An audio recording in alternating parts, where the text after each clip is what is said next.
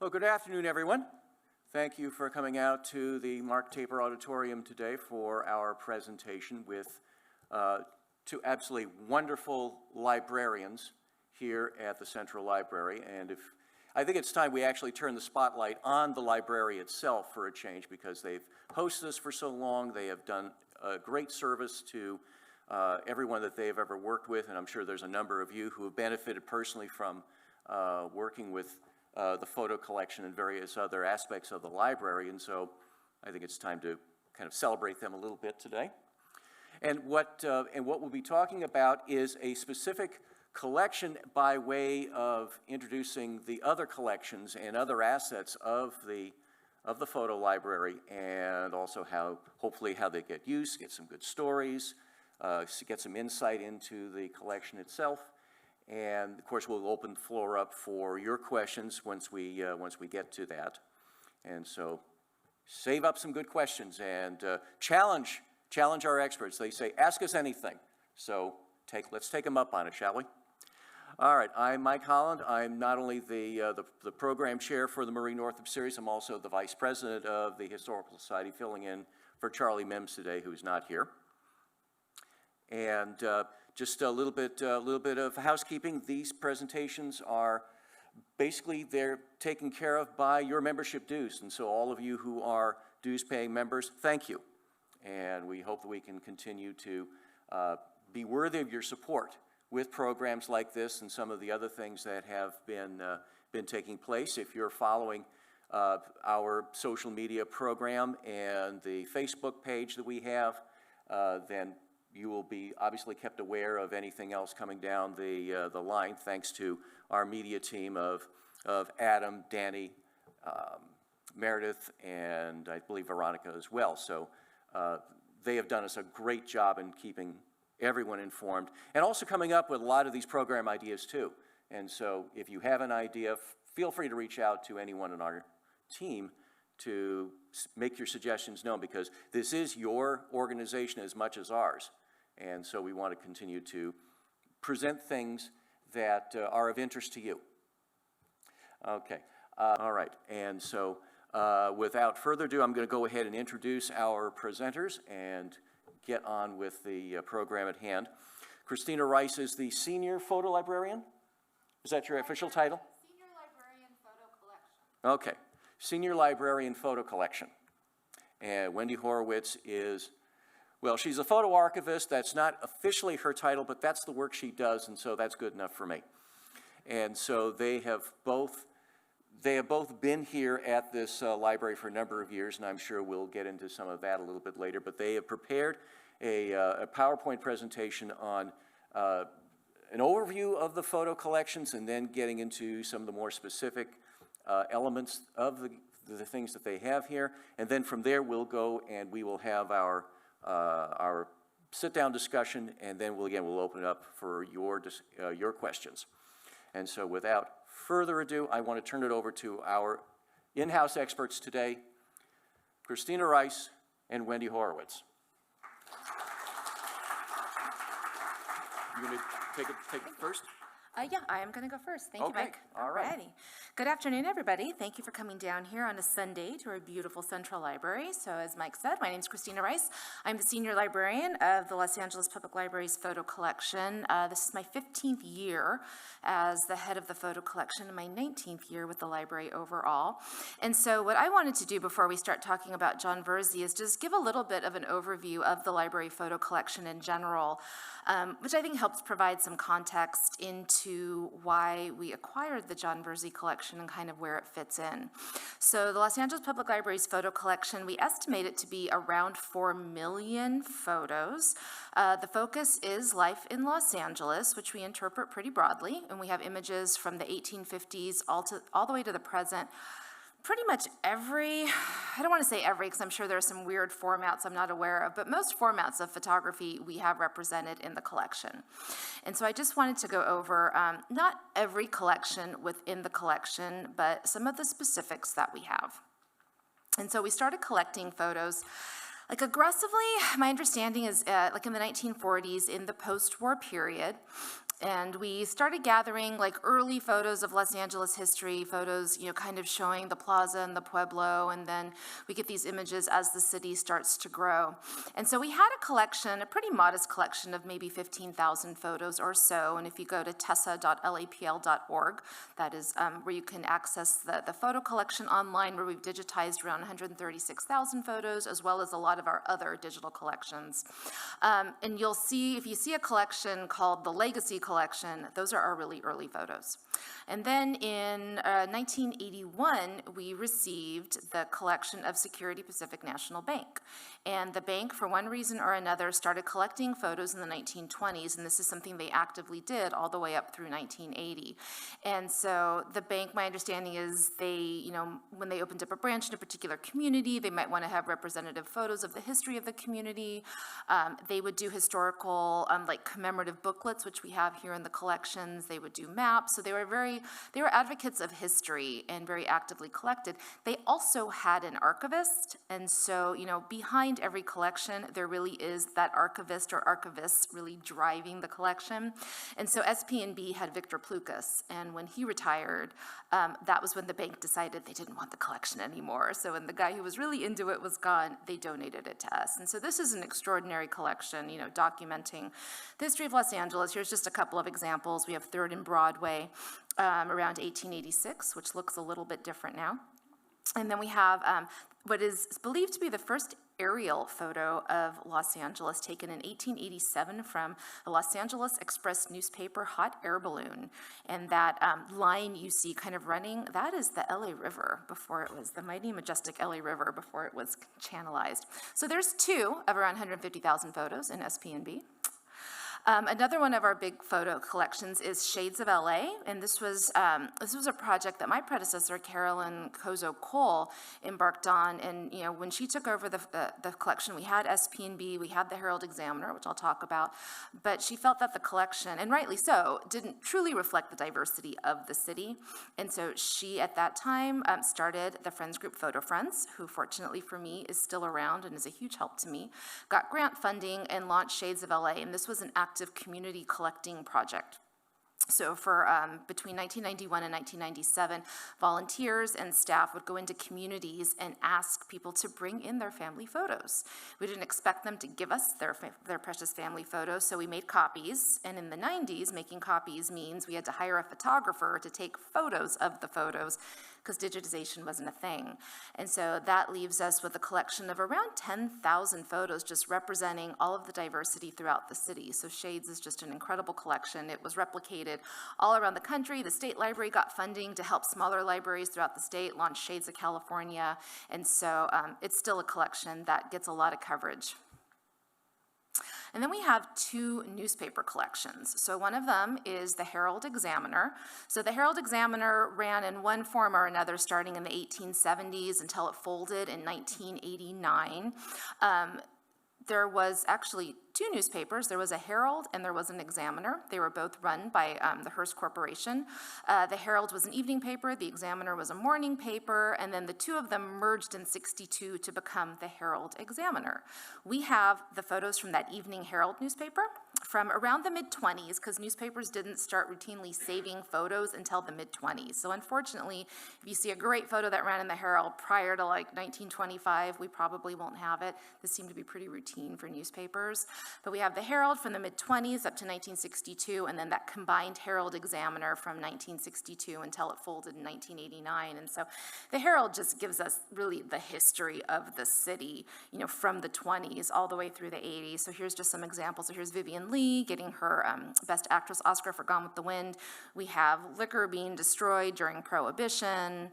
We have, and I love this, the back before Photoshop, if they wanted to edit a photo or add to it, they would just write directly on it. And so here's a great example of where the 101 is going to go through the Cahuenga Pass. That's in the 1950s. Here's a stunning, beautiful, and tragic photo from 1968, Robert Kennedy at the Ambassador shortly before he was assassinated. And then we have the Herald sports photographers in the 80s were amazing, and so they had a few of the photographers working at the 84 Olympics. So here's Mary Lou Retton scoring a 10 on the vault in 84. And then I love this photo. It's a cat wedding from 1986. And I think about a decade ago, we did a program here where we had 10 Herald photographers, and I asked each of them, pick a few photos that you want us to project and talk about. And I think it was James Rubseman took this photo, and he picked it, and he said, I'm picking this photo not because it's a good photo, because it's not really that great of a photo. It's not particularly well framed, but it really encompasses that when you worked for the Herald, maybe you're shooting the Olympics, maybe you're going to the Academy Awards, or maybe you're being dispatched to cover a cat wedding. So the Herald just, absolutely covers everything you could think of. We also have the photo archive for the Valley Times newspaper. Valley Times was published out of North Hollywood. It ran from 1946 to 1970, and I think of it as the paper that's kind of like the shopping malls and the science fairs and the society clubs, and it's just, it's published out of North Hollywood. It covers the entire San Fernando Valley, and this is a time period where there's just so much growth and construction going on. And so here's just some examples. Here's our shopping malls, Fashion Square.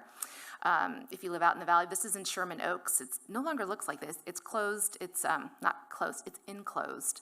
And it's just it's a regular indoor mall now. And then we have this science project for cholesterol and the hamster, which I believe she won an award, which clearly she deserved it.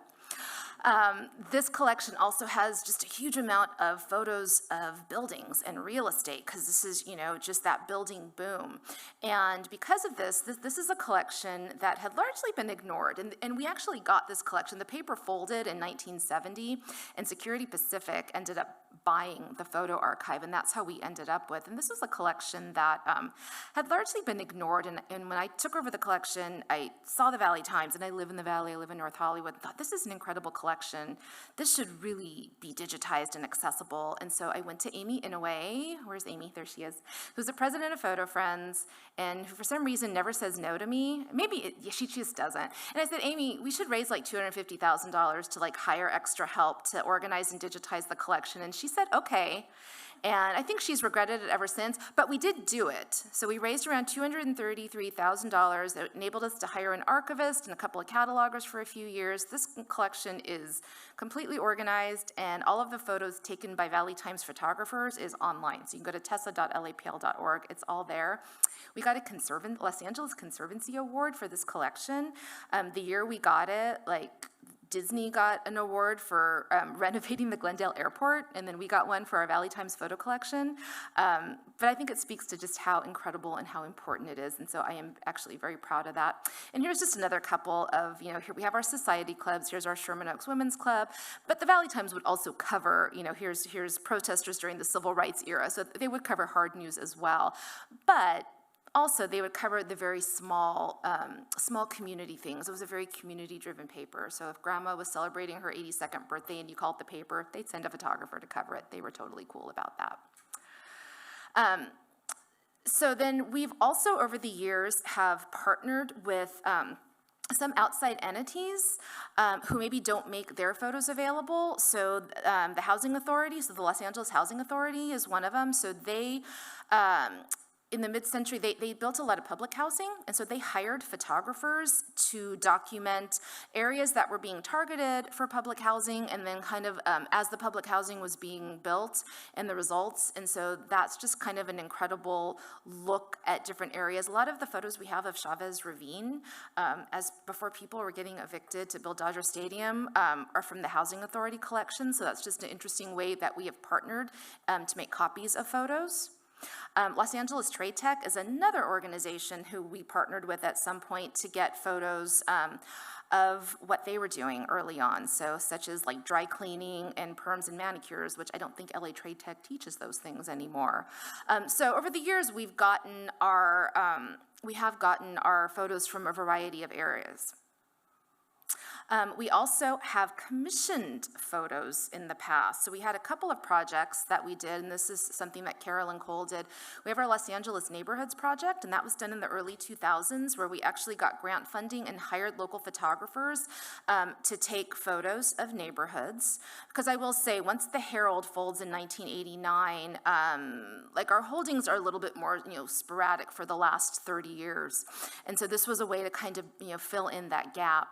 And then we also hired some photographers like around 2008, 2009 to document industry in Los Angeles, because we are an industrial city and we have a lot of industry. And one of our earliest collections, and then this just really goes to show how a collector or an archivist can really drive it, is our Ingersoll portrait collection. And Luther Ingersoll, he was a local historian, so we actually have books written by him. He also very obsessively collected portraits of early Angelenos. So here's Aileen Barnstall of Barnstall Park and William Workman, who are a couple of names that you might recognize from parks or street signs. This is just an exceptional collection of these really early kind of movers and shakers of Los Angeles. He donated this collection to us in 1916. So I think Ingersoll is one of the earliest collections that we have. And Charles Lummis, who was one of our former city librarians, he was no longer with us in 1916. We have a letter of him trying to talk Ingersoll out of donating the collection to us. But he gave it to us anyway. We still have it. And then we have our photographer collections. And these are some of the collections that I feel are the most fascinating. So, Security Pacific, it's collections. So there's like an archivist or whoever like actively going out and collecting things. Shades of LA, we're going and we're collecting photos from families. Our newspapers, even though the Herald, like to an extent, depending on the era, and the Valley Times, kind of have almost a house style. So I think those of us that work with the collections can kind of, identify them from a mile away. But there still are, individual photographers working on these. But then we have our individual photographer collections, and those tend to tell very specific stories, not only about our city, but also maybe about the photographers. And so I just want to give you, and again, this is not all of them by any means, because we have so many small photographer collections, but these are just, some of the ones that stick out. So we have Lucille Stewart, and she was somehow on payroll for Fletcher Bowron, who was the mayor of Los Angeles in the 40s. And so her photos that we have tend to be Los Angeles politics. She also had a contract with Curry's Ice Cream Parlor, which is what you see here. So we have Los Angeles politics, and then like Curry's Ice Cream, like people, at the soda counter. Harry Quillen, he was a photographer who shot circuses a lot and Chinatown. And so his images ended up like at a circus museum, I think. And so the circus museum wanted the circus photos. They didn't want the Chinatown photos, so they contacted us. So we have this exceptional collection of like old Chinatown, new Chinatown, China City from like the 30s through the 60s, because that was what Harry Quillen did. He also had a studio, so we have like portraits of people in the community as well as just the community at large. The Ira Powell Chamber of Commerce collection. So Ira Powell ran a photo service, and so he might have had different photographers, but his photos are just kind of very specific, and he was hired by the Chamber of Commerce to document the city, and this was during like the 20s and 30s, so it's this booster period, and so his images are really identifiable and have this particular look and feel, and it's always promoting the city in a really bizarre way sometimes. So here's a Mustang outside a beauty shop. So I don't know if the Mustang's about to go into the beauty shop. We don't have the follow-up photos there. And then here's lots of bathing beauties in this collection, because we're always promoting, our beaches. And so here's some bathing beauties advertising that we were getting the Olympics. And so that's what the Ira Powell collection does. William Ray, when he passed away in 1990, the LA Times called him the Ansel Adams of Los Angeles. And so he really documented the city from the 1930s all the way up until he passed away. I think he passed away in 1991. And because he shot the city for so long, he would go back and revisit places. And so this is 7th and Flower. This is the same street corner, 20-something years apart. And so the William Ray collection, this to my knowledge, until Jon Verzi, is the only collection we actually purchased. Otherwise, everything else you've been seeing has been donated to us.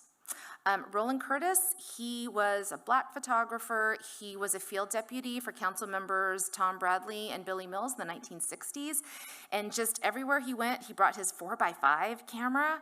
And so we have about 12,000 4x5 negatives, color and black and white, documenting LA politics and Black Los Angeles in the 1960s. And we're actively digitizing that one right now. Kelly Holliday, he did aerial photos. This was a company, so Howard Kelly would get in a plane and just shoot the air, and this was like in the mid-century. And so here's just two examples. Yeah, Disneyland isn't Los Angeles, but I consider it part of the Los Angeles experience. And I will never turn down a photo of Disneyland. And so these photos are all online on Tessa. You can see Kelly Holliday's. Hermann Schulteis, he was a German immigrant, and he came to Los Angeles in the late 30s and was a street photographer. And so we have thousands upon thousands of photos that Herman shot. And again, his photographs, I can identify from a mile away, and all of his photos are online, and he has a really interesting story as well that I won't get into now. But there is an 8-minute video of me talking about him on our Instagram page. They posted the whole thing. I wasn't expecting that, but you can find out about him there. Mildred Harris was the secretary to a Methodist minister, but in her spare time kind of chased development around downtown. So we have all of these slides from her. So she's documenting buildings as they're being torn down or as they're being constructed. And so that's what we know about Mildred, that she absolutely loved the history of the city and documented the construction. And so that's what Mildred was all about. And then we have Ann Lasky, who in 1978, she's 15 years old, and her mom, over the course of a few months, every Tuesday would park on Wilshire Boulevard and just shoot Wilshire. So we have 1,000 slides of Wilshire Boulevard in late 78, early 79, from downtown to the sea. And Wilshire Boulevard has changed just a little bit since then. So we're glad that we have that. But that was just, Marlene Lasky, the mom, she was an architectural historian. And so it makes sense that this is what she would do. And so we definitely get to learn. We learn a little bit, and we feel like we get to know the photographers through their photographs and what they're doing. And then Ansel Adams. We actually have a collection of Ansel Adams photos that he shot on location for Fortune magazine, and about 20 years, this was like in 1940, he came here to shoot the aerospace industry for Fortune. They used a handful. 20 years later, he's cleaning out his house to move, finds these, contacts us, says they're garbage, you can throw them away if you want to. We didn't, we kept them. We appraised them at $150, his original negatives. And so now we actually have an Ansel Adams collection, but it's interesting. So yes, he went and photographed the aerospace industry, but then you can also look and see like what was capturing Ansel Adams' eye in Los Angeles in 1940. So, we're used to seeing probably his landscapes of Yosemite, but, what did he find interesting here in Los Angeles? And you can go to tessa.lapl.org and you can see that. And so that's just kind of an overview of our photo collection. And again, so each of these things helps to tell the story of LA, but I also think it's fascinating just to understand why these photos exist in the first place and why we have them. And so, as I said, our collection it's always been donated. So William Ray, at one point we bought some of his photos, but largely I don't have a budget for purchasing photos. I don't necessarily want a budget for purchasing photos. I don't think we need to, because the photos just come to us. I don't actually go out looking for photos just because we have more photos than we can possibly, process with the limited staff that we have. So I usually don't chase collections. Maybe there's been one or two. But Jon Verzi just turned out to be something completely different altogether. And as I said, a lot of the time, the collections will be driven by the people caring for them and the archivists. And so, as Wendy is going to be talking about the Jon Verzi, you can just see what's in this collection. It is Marilyn Monroe, and it is Jimi Hendrix, and it is Jim Morrison, and it's kind of everybody under the sun. But honestly, the reason why we have this collection is because of this photo. And if you don't know me, you're probably looking at this photo and thinking, that is a photo of some random older woman.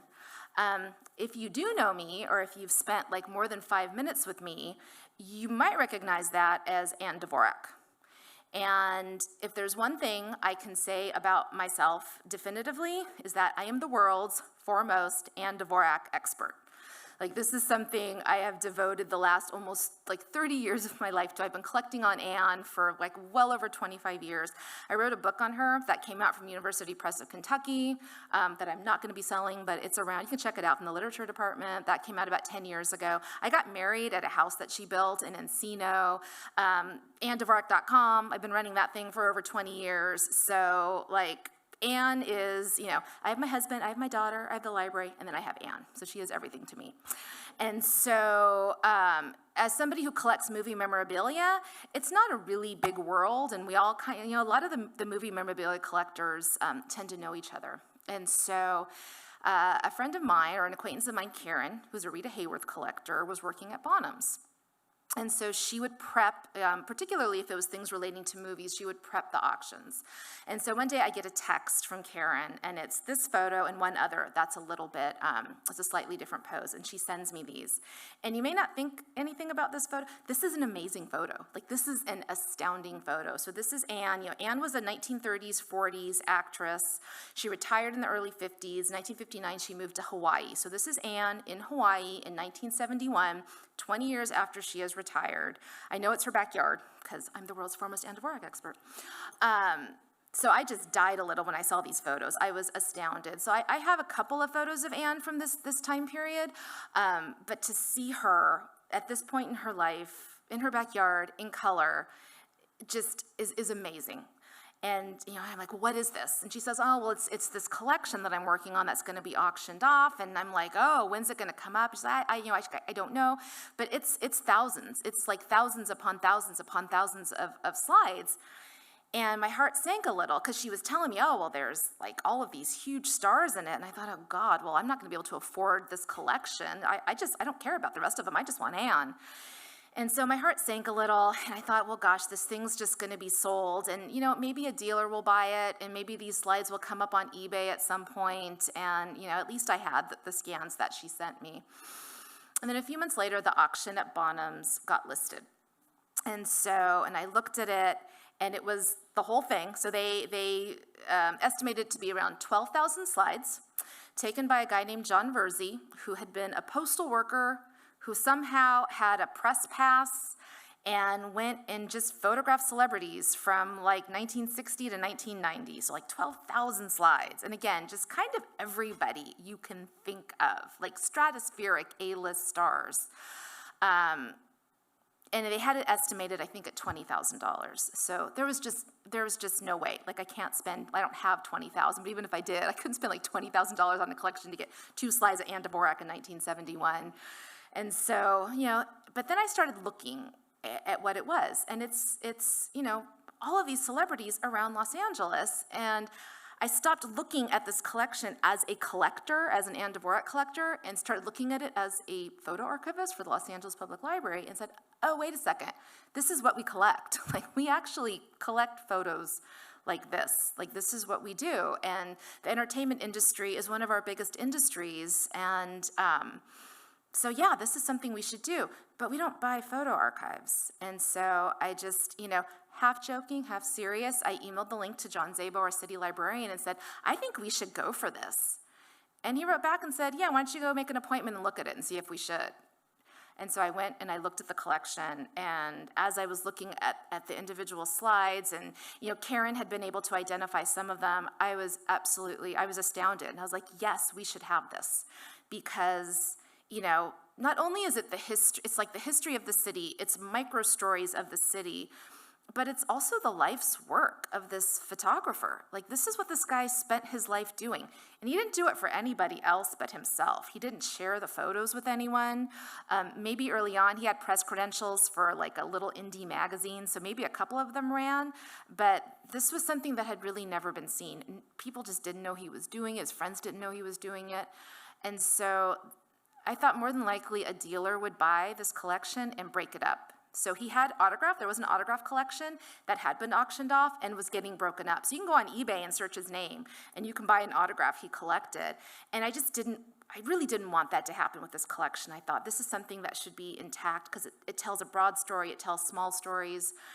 And so I told the city librarian, yeah, I think we should do this. And so I kind of looked at how many slides there were, and I thought, you know what, I think it's fair if we pay like 60 grand for this. And so the city librarian brought me, we went to the auction, we were there in person, and I was sitting next to him. He controlled the paddle, thank God, because I couldn't. I would just be like this the whole time. I don't do auctions well. I've made like horrible mistakes. I still sometimes regret at auctions. So he had the paddle, and we start bidding. And very quickly, it goes past the 20 grand, very quickly. And it goes past the 60 grand we were comfortable paying. And eventually, it just comes down to us in the room, and there's an online bidder. And the online bidder just keeps going. And finally, John turns to me, and he says, "Are you done?" And I looked at him, and I said, "No." And he never looked at me again, and he did not stop bidding until we got the collection. Which is, I know, and everybody started applauding, and I started crying and shaking because I just wanted the collection, because I just felt it was so incredibly special. So the only reason I'm going to throw, so it ended up being $144,000. I know, it's a lot of money. So it's not city funds, though. We have a library foundation who helped us with this. It's, you know what, though, but as we've had the collection in our possession almost 2 years now, so Wendy, who's going to come up and talk about it, she's been working with this collection for 2 years. It's worth every penny. And I think we estimate, so our final total is 13,163 slides. So I think we estimated it's about 11 slides apiece. Absolutely worth it. I'm so glad. So, she has been working on this collection nonstop. I'm hoping we can start digitizing it really soon. And I'm proud that we have it. Do I want to start going out and paying for photo collections and going to auctions? No, this was too much. It was totally worth it, but no, it's not a precedent I really want, because I really want people to still donate the photos to us, because I think providing access is one of the main virtues of the Los Angeles Public Library. But ultimately, did we pay $144,000 so I could know the whereabouts of 2 photos of Anne Dvorak in 1971? Yes, we did. And I am totally okay with that. And now I want to bring up Wendy, who really knows more about this collection at this point than anybody else. Thank you.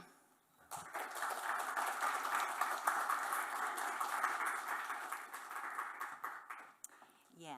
Okay, so this is definitely one of the most interesting, one of the highlights. I would say it's in the top 3 highlights of my life, is working on Jon Verzi. It was just one surprise after another. And one of the things I love about working for Christina is being able to run into her office when her doors open and say, "Oh my God, guess what I just found?"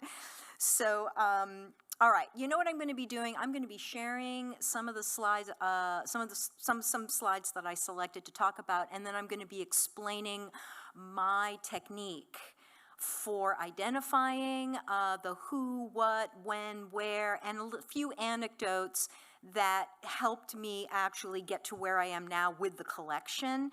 So this is the first slide I wanted to show you. Okay, so it's September 2022.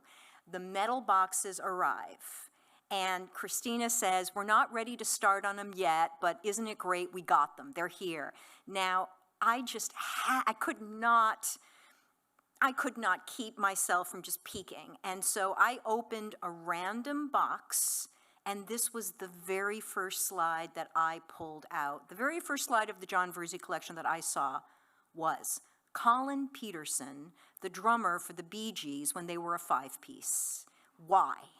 Okay, so I was all prepared for, Natalie Wood and Warren Beatty and, and Marilyn Monroe and Joan Crawford.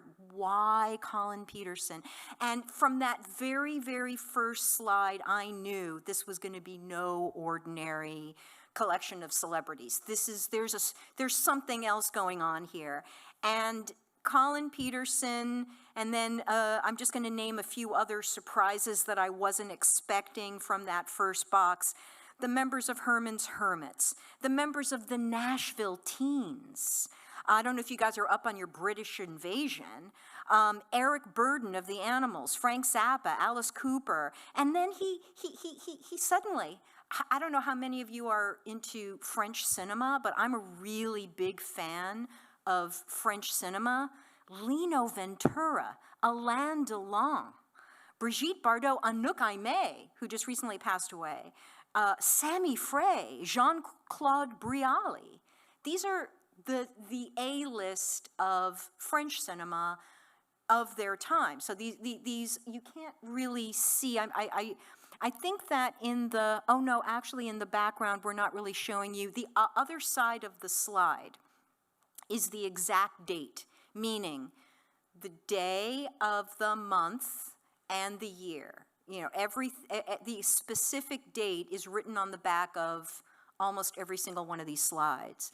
So he was able to somehow see everyone on the street, everyone in their car, everyone that passed by him. He had some sort of computer going on in his brain recognizing these people from every type of entertainment industry, whether it's music, television, film, stage. A lot of these slides are of British stage stars, the West End theaters.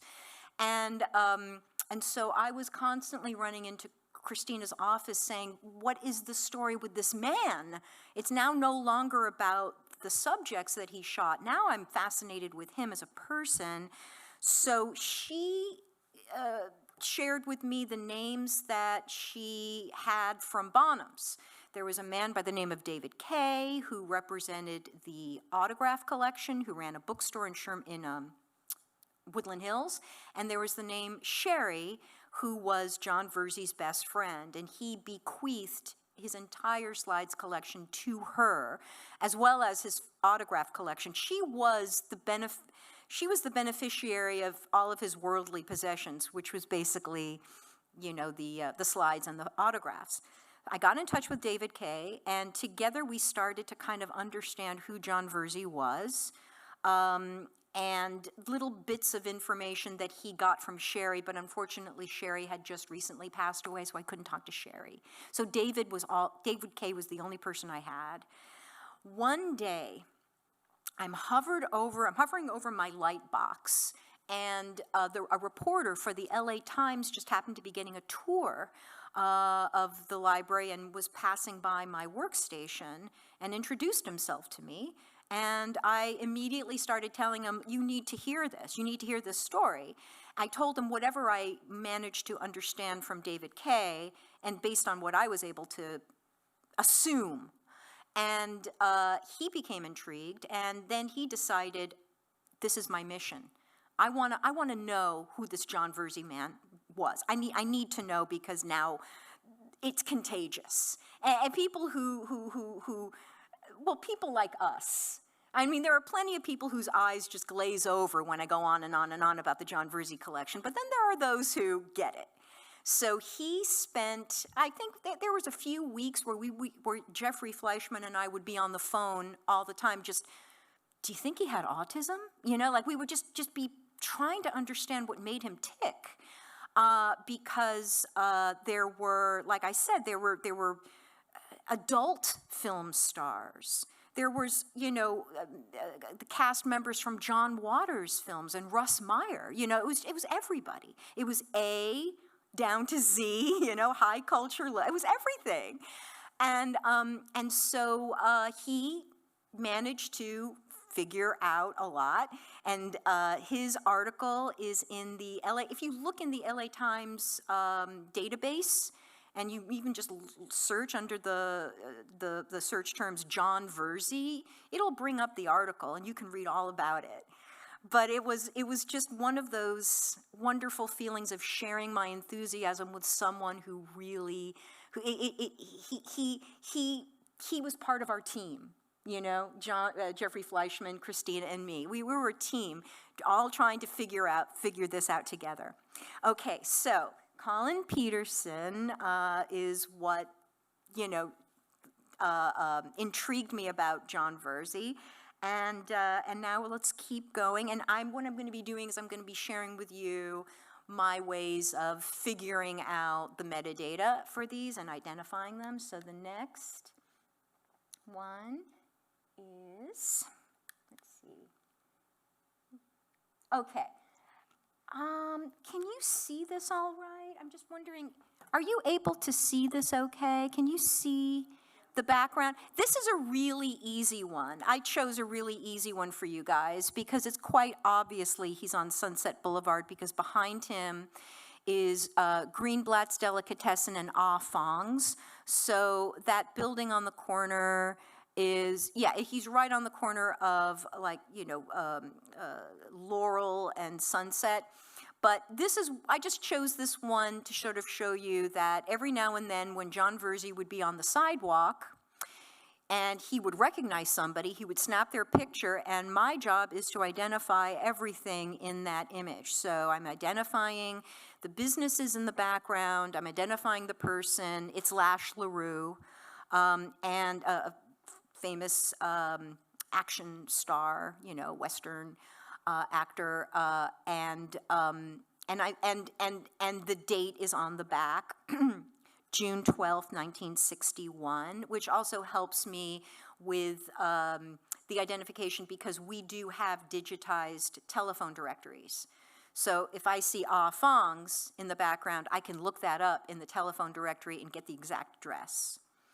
And so that's how we put it all together. So I just thought I'd use an easy one for you on that one.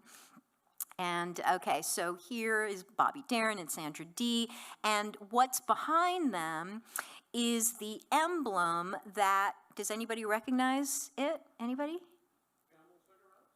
No, that is they're in a nightclub.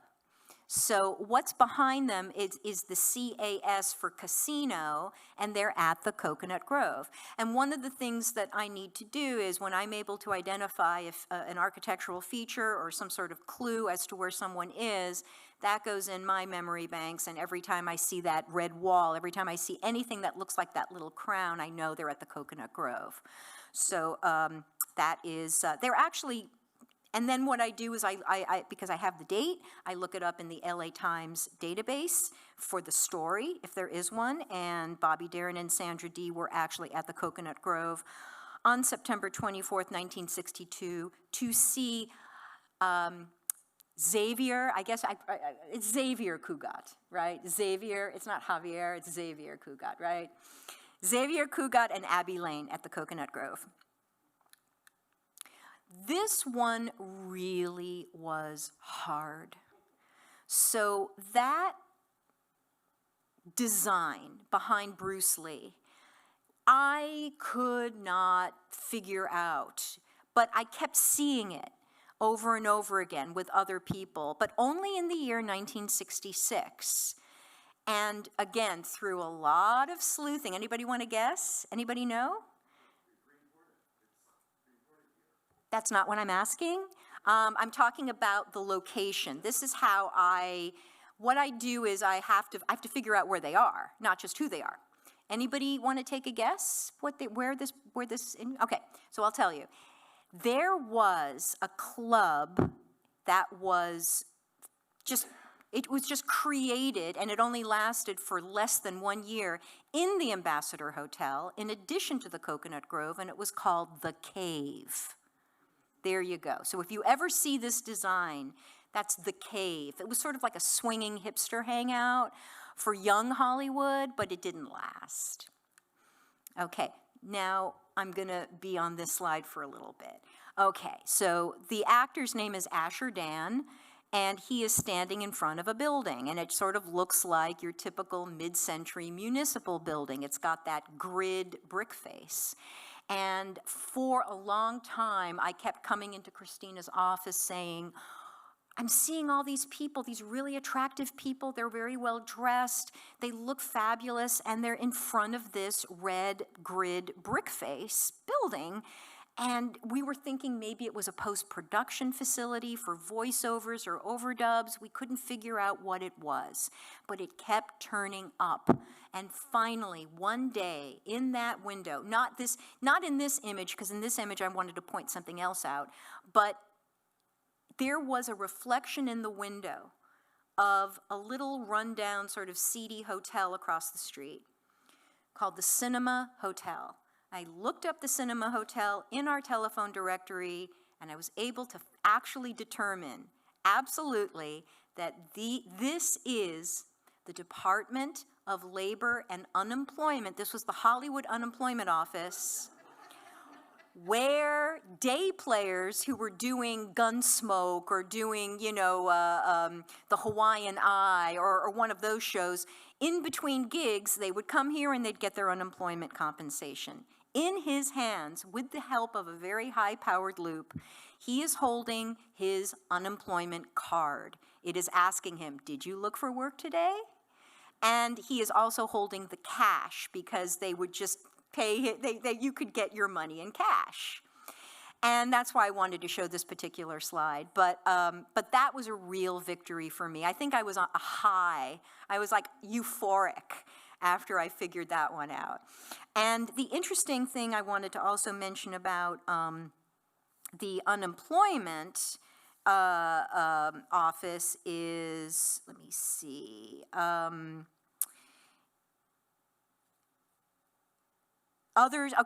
other celebrities getting their checks. So we have Charles Bronson getting his check, Constance Moore, Alejandro Rey from The Flying Nun. This was before The Flying Nun, when he was still, a struggling actor. Norma Varden, she did several I Love Lucy episodes. I know her from that.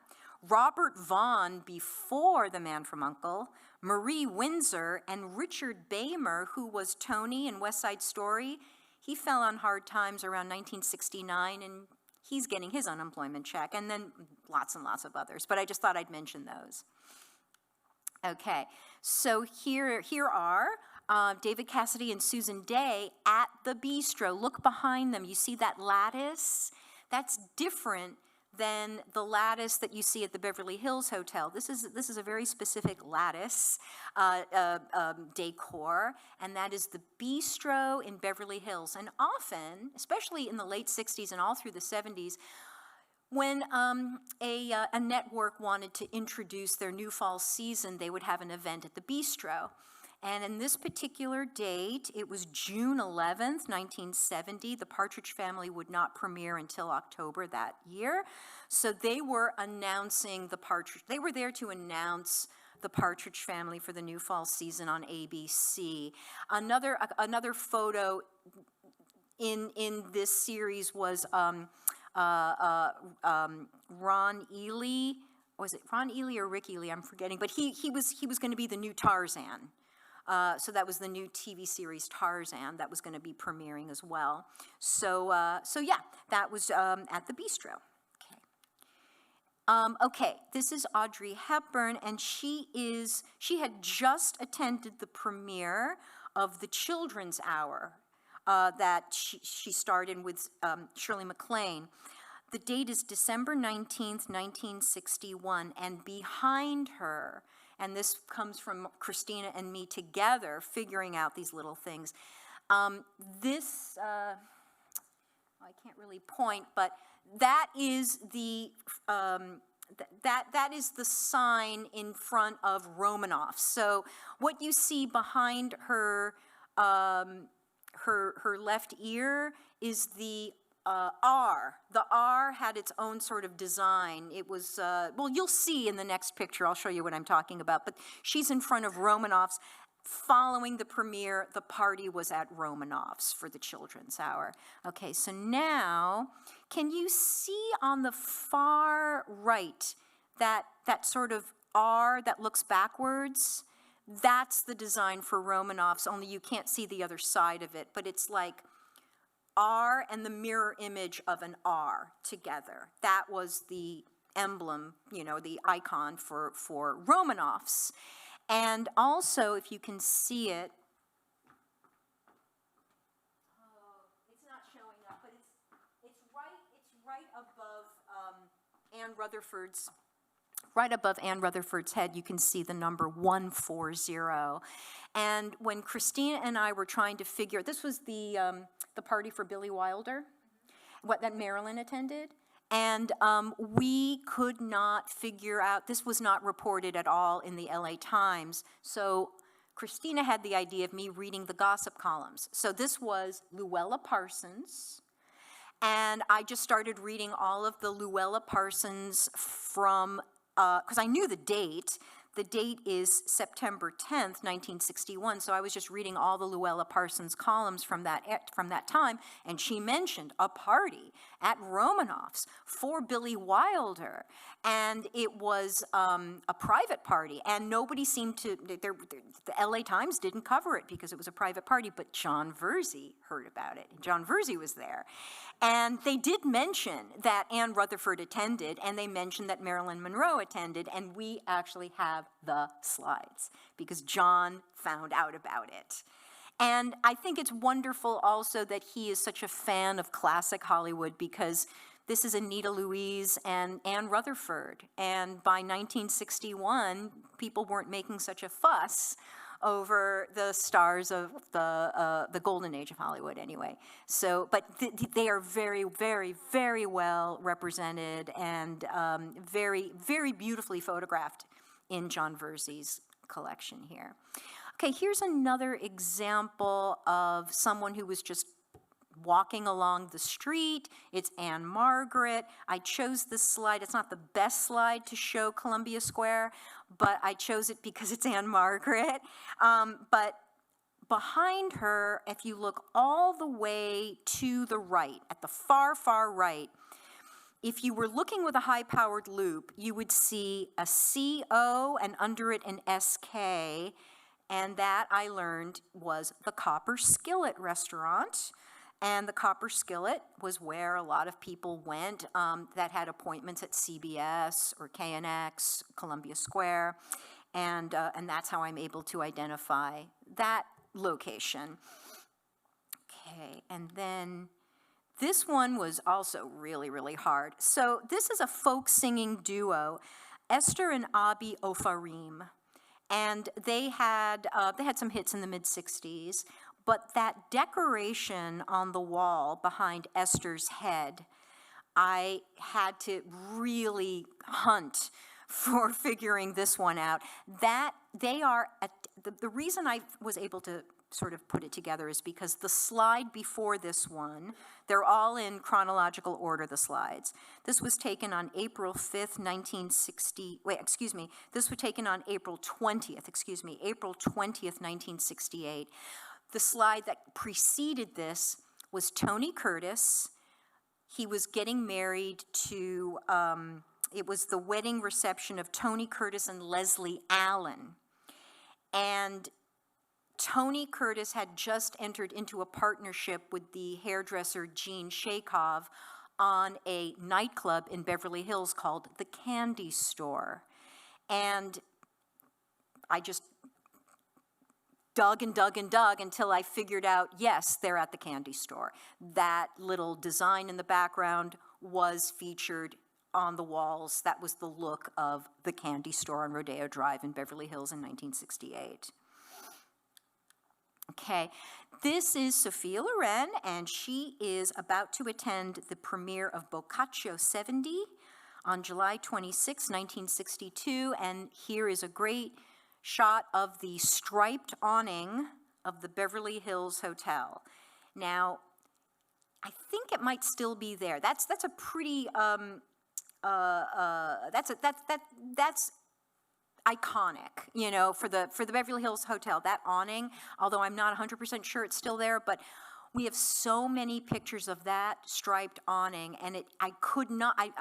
As librarians, we would never assume anything. It could be another striped awning. We need to make sure with absolute certainty, with primary source material, that she is actually at the Beverly Hills Hotel. Luckily, because I had the date, I could look it up in the LA Times, and she was staying at the Beverly Hills Hotel. She was being picked up for the event in front of the Beverly Hills Hotel. Now I know that striped awning is always, I'm always going to be right when I see that striped awning in that exact, you know, presentation, where the way you see the vegetation in the background, you know, the grounds. That's the Beverly Hills Hotel. Okay. And this one, wowie wow. was I happy when I finally figured out what that architectural feature was. And it took me years before I was able to absolutely identify this location. So this is the actor Don Stroud, and this was taken on March 13th, 1968. That sort of architectural feature is I think it's called, some people call it a sunshade. It'll be in front of a mid-century modern sort of flat building, usually with brick face. That is a decorative feature that also kind of filters the sunlight through, and that is the Directors Guild of America on Sunset Boulevard at the corner of Sunset and Laurel. That they tore it down in the 80s, and the new one, the new Directors Guild, is just right beside where this one was. So this was located where I guess you could call, I guess it's a Bristol Farms now, or the Chalet Gourmet was there before that. But this is the Directors Guild, and there's the way I figured this out was there was a slide of Joan Collins standing in front of this brick wall, but it's not the same brick wall as the unemployment office, it's another brick wall. And I kept thinking, when will I figure out this brick wall? So many people are being posed in front of it, because John would ask people to stand in front of a certain background. You know, when you see so many of these slides, you know, he wasn't shy about moving them to where he wanted them to go. And he must have been very charming, because they're always, except for Don Stroud, they're always smiling. So, in the background of the Joan Collins picture, it says members only. So I'm thinking, okay, this must be a guild. And then I remembered that Ed Ruscha took all those, are you familiar with the Ed Ruscha sunset photos? You know about those. So I thought, okay, it's a guild, probably a guild. And when I researched those Ed Ruscha photos, and I looked for the Directors Guild, there it was, and there it was. Not only is it red brick, but it's got that in front of it. And then I was able to confirm by researching what was screening at the Directors Guild on that date and who attended, and it all fell into place. And that's a really good feeling. Okay, so now I'm going to jump into some categories. So what I just showed you was how I was able to determine a location. Now, just for fun, these are people that Jon Verzi shot before they became household names. And this is Arnold Schwarzenegger, but this was taken in 1970, April 18th, 1970, when he was known as Arnold Strong. And this photo of Dustin Hoffman in his car was taken on June 6th, 1967. June 6th, 1967, they were still in production on The Graduate. So, yeah, he was just a New York actor in Los Angeles filming a movie. And Kevin Bacon, I don't know how many of you were, fans of The Guiding Light, because I watched the ABC soaps. I didn't watch the CBS or the NBC soaps, but he had a very, very short stint, not even a year, on The Guiding Light. And this was him during that time. It was October 1st, 1980, and he would only have a few more months on the show before he made his debut in the movie Diner. So his motion picture debut. So this is him before that. And I love this picture of Sean Connery because it was taken March 13th, 1963, 2 months before Dr. No premiered. So here is Sean Connery before Dr. No, captured by John Verzi, who just knew. He just knew, And that's the thing about John Verzi is people have told me so many times, I don't think he's this savant you make him out to be. I think he just looked for good-looking people and took their picture, and it turned out that they were somebody. But that's mathematically impossible when 99% of every snapshot in this collection, that name has a Google biography. So no, these are not random people. He just knew. And you know, that Jeffrey Fleischman, by the way, when he did his, and you can read about it in the LA Times, like I said, but he was high functioning Asperger's. He did have autism. He was on the autistic spectrum. That was confirmed by his brother, that Jeffrey Fleischman tracked down. And he just knew. Okay, what's next? This is Sylvester Stallone, right around the time that the movie The Lords of Flatbush had just been released. So pre-Rocky, The Lords of Flatbush, let me see. The Lords of Flatbush premiered in the spring of 1974, and this was taken July 7th, 1974. So he was getting some attention for the movie, but the movie was kind of a small, do you guys remember The Lords of Flatbush? Because it's one of my favorites. Okay. And here is Tom Hanks, and it was taken June 25th, 1980, before the premiere of Bosom Buddies, which premiered in late September of that year. So again, he's attending an event promoting the new fall season, but nobody knew who he was. And as I mentioned, Charles Bronson did go to the Hollywood unemployment office to collect his check. And this is Charles Bronson, and he is in the parking lot behind the Department of Labor, and I was able to confirm that by also using Google Earth and changing the date to before it was torn down, and I was able to identify that parking lot.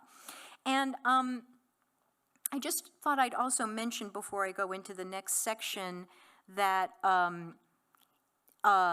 this is really, really important. I didn't want to forget to mention this. David Kay, who helped me understand a little bit about Jon Verzi before Jeffrey Fleischman figured it all out, he represented the autograph collection for Sherry, who inherited everything. So I'm struggling with naming these people. Now, I knew that was Charles Bronson. This woman, Karen from Bonhams, took a stab at some of the older Golden Age of Hollywood stars like Anne Rutherford and Robert Montgomery and the one that I came to you about. There's so many that I came to you for, but oh my God, I'm blanking. But you know, Golden Age of Hollywood stars, and I had this thought that if David Kay represented the autograph collection, and if Jon Verzi is as meticulous with the autograph collection as he is with the photograph collection, then he probably dated those as well. And if he dated those as well, there's a chance that he took the snapshot while getting an autograph. May I have your autograph? May I take your picture? If this is the case, then if David Kay saved anything from the sale of those autographs, it will help me identify the people I can't identify just by matching up the dates. So I contacted him and I begged him, look for anything you have relating to the autograph collection, whatever it is. He found the names list. He actually, and Christina was at the airport getting ready to go on vacation, and I think I called you. Because it was a holiday weekend, you know, and I'm in my house. It was like I don't know if it was Labor Day or something, but I'm freaking out because I just went to Woodland Hills and I had the names list. And the names are in the exact order of the slides. And I'm talking, how would I be able to identify these telenovela stars? How would I be able to identify these people who just, they were known for television commercials. They never, you know, they were known for adult films. Harry Reams. You guys have heard of Deep Throat, right? Harry Reams. So it was unbelievable, but I had already been spending 6 months on this. So I was very, very proud that the people that I thought were somebody, I was right. So I just will say, yes, I got the names list, but I was right on the people that I thought were who they were. But the names list only go up to 1977. John Verzi started the John Verzi collection begins with 1960, and it goes all the way to 1990. So from halfway through, so from July 1977 until the beginning of 1990, I'm on my own again. So I've been enlisting the help of TV historians who can help me with, just anybody have any idea? I've been getting outside help from some of these, but having the names is how I'm able to just create all this incredible metadata. Okay, so I'll move on now. So now here's the next section, stars and cars. Okay, so we already know that he would stake out the unemployment office, which is a brilliant idea, by the way. And we already know that he finds people on the street, and now we're going to stars and cars. He loved to hang around in parking lots. He loved parking lots. And I'm actually getting pretty good at identifying some of these parking lots by the signage in the background, like, head in only, or, fallout shelter. So what's interesting about this picture for me is it's Tony Curtis and Janet Leigh, June 29th, 1961, and then he goes off to film Taras Bulba and falls in love with his co-star, Christine, oh gosh, now I'm forgetting Christine's last name. But he dumped Janet Leigh and took up with her, and she was only 18 years old. And so here they are right before that happens. And he actually catches Janet Leigh powdering her nose, which I think is really great. Okay, so that's, next one is Elton John, and Elton John getting out of his car in a parking lot. But John Verzi must have known there was something going on there, and this is Elton John at the peak of his popularity when Captain Fantastic and the, Brown Dirt Cowboy came out. So that is, the date of this is January 5th, 1975. So yeah, he was huge at that time. And okay, so if you had a high-powered loop, you could see that in the background they mention the sign that says closed. Underneath it says the DeMille Gate. So, and also the other tip-off is he happens to be wearing that cap. Elvis Presley was shooting Girls, Girls, Girls, and here he is being driven home after his day is done. And this is dated June 7th, 1962. So I'm able to put that in the metadata, leaving the set of Girls, Girls, Girls. Okay. And Jimi Hendrix in the back of his limousine, March 28th, 1969. It was around this time. He actually wasn't on his way to a gig that I could figure out from the LA Times, but it was around this time when he had a show at the Palladium, but not this. He was just riding around Hollywood, and John Verzi happened to catch a glimpse of him. Johnny Depp, taken in 1989. Also, I remember wanting to, okay, I know it's Johnny Depp, but he's wearing those sunglasses, and I remember talking to you about the tattoo, and you confirmed it. Yeah, that's Johnny Depp's tattoo, because we were looking at other images, and that's the tattoo. We knew. I don't want to assume, but it looks like Johnny Depp, but it is Johnny Depp. Okay, and this is Marilyn Monroe getting into her car, and she is just leaving the party that we had referenced earlier at Romanoff's for Billy Wilder. And I will also just take a moment here to stop and just comment on the fact that something else that Christina and I talked a lot about is how most of the people that he shot seemed to really like him. she's smiling right at him. And this was a very difficult time in her life.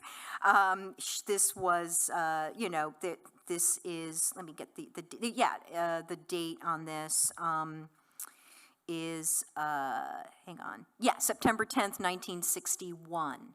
And she's smiling. And I think that's really saying something about the photographer.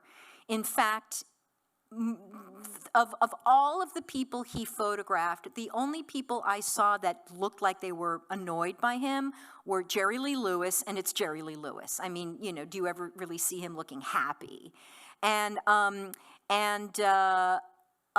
think Harvey Keitel didn't look that thrilled. He was, because, you know, it's hard, you know, it's consider the source, right?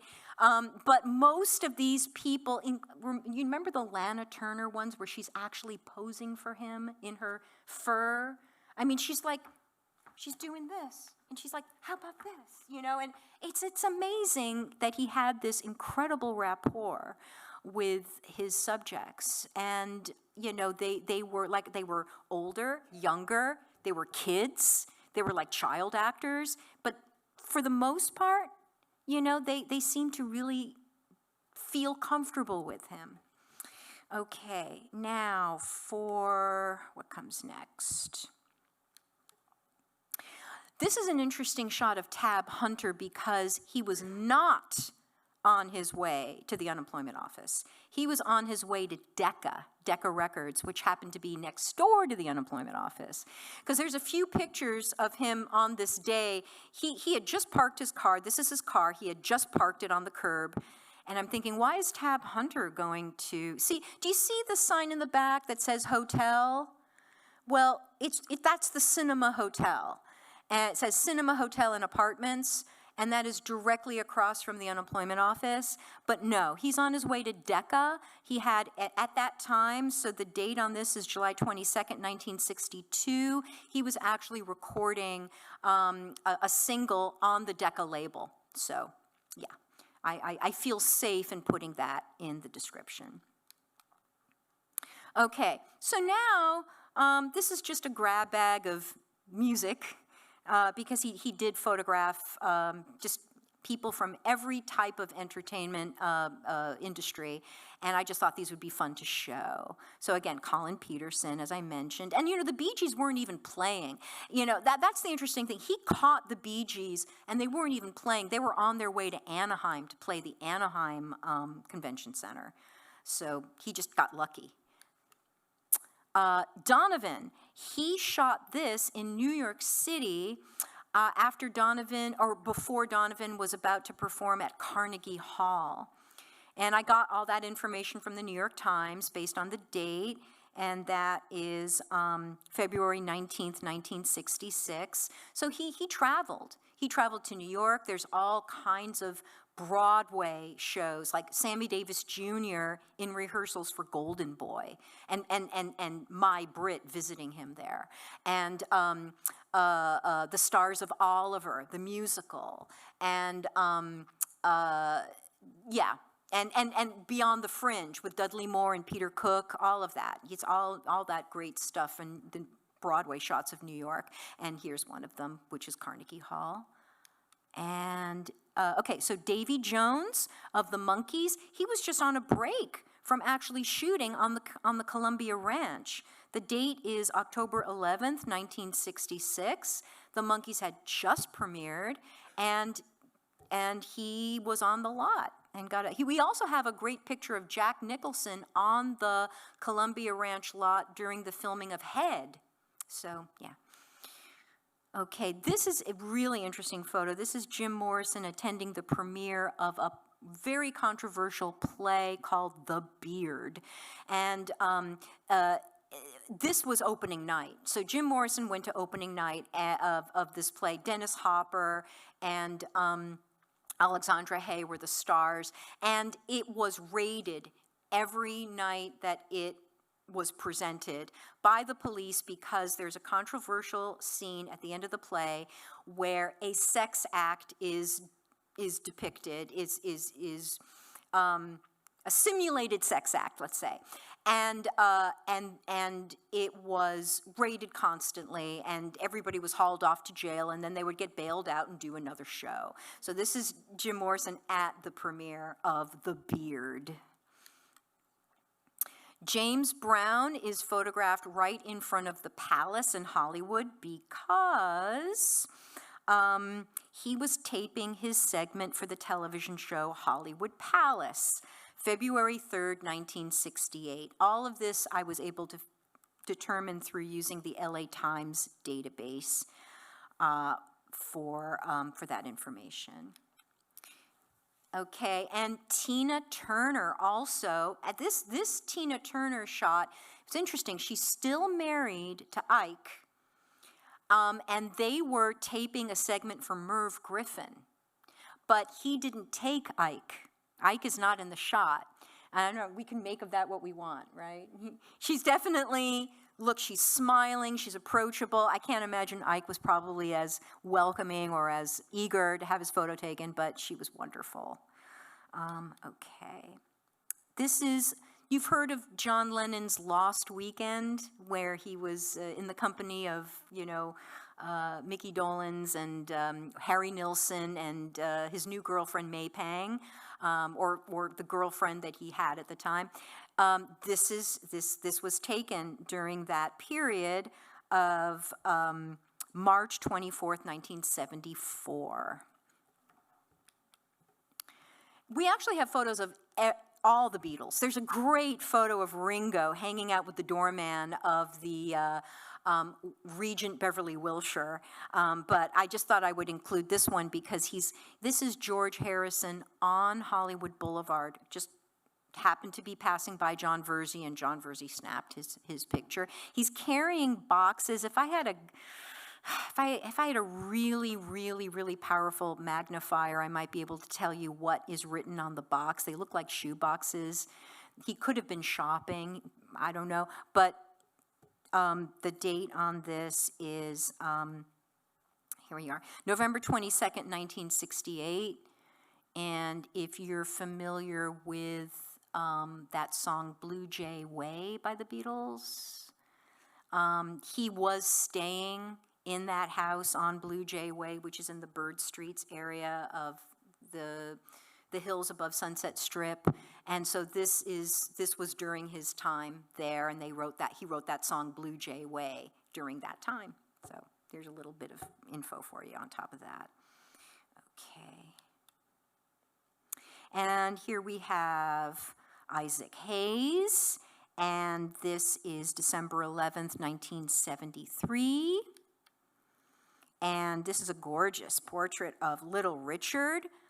Interesting bit of information on this I found out. This was taken May 7th, 1970, and this was right before he went on stage at the Olympic Auditorium, where he was injured because fans rushed the stage and the stage collapsed.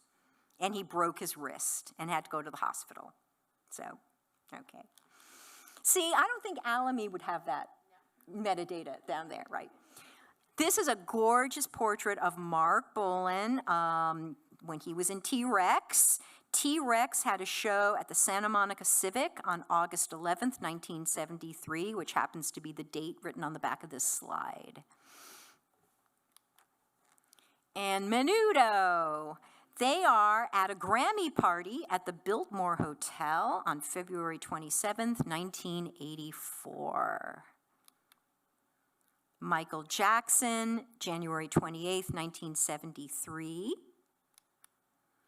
Mick Jagger on the street in Hollywood, July 27th, 1966, just happened to be walking by.